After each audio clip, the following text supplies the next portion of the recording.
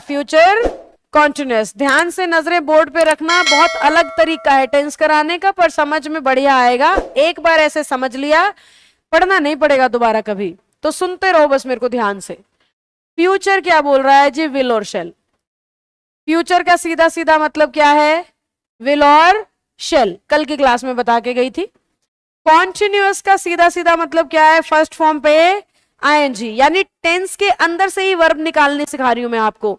रट्टा नहीं मारना है, टेंस ही बता रहा है मेरे नाम से कौन सी वर्ब जुड़ी हुई है।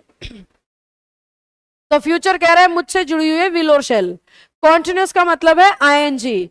पर फिर भी इस टेंस के स्ट्रक्चर में अगर आपने बचपन में नोटिस किया हो तो टीचर्स बीच में बी भी पढ़ाते थे। Will shall be ING. अब फ्यूचर अगर विल शेल से दिख रहा है, आईएनजी से हमारा कॉन्टिन्यूअस दिख रहा है, तो बीच में बी क्यों बिठाया? फिर कई बार लोग कहते हैं बड़ी इलॉजिकल लैंग्वेज है, कहीं कुछ भी होता रहता है। तो आपके भी मन में आ रहा होगा मैम फ्यूचर विल शेल है, कॉन्टिन्यूअस आईएनजी है, तो बी है क्यों बीच में?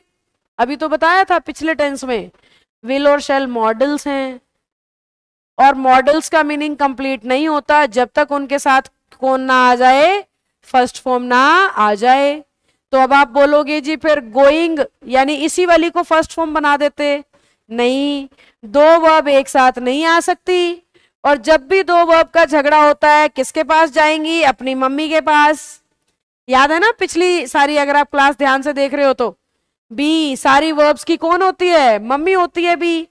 तो बी क्या कह रहा है? इज एम आर भी दे चुका मैं तो प्रेजेंट कॉन्टिन्यूअस को, वॉज वर दे चुका मैं तो पास्ट कॉन्टिन्यूअस को, बीन मैंने दे दिया परफेक्ट को, अब मैं खुद ही आ जाता हूं।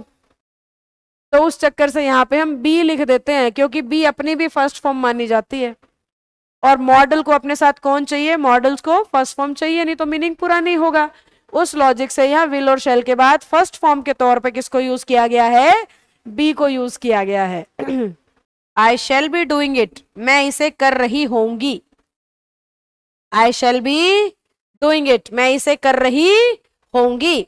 तो शेल बी डूइंग देखते ही समझ जाना फ्यूचर कॉन्टिन्यूअस।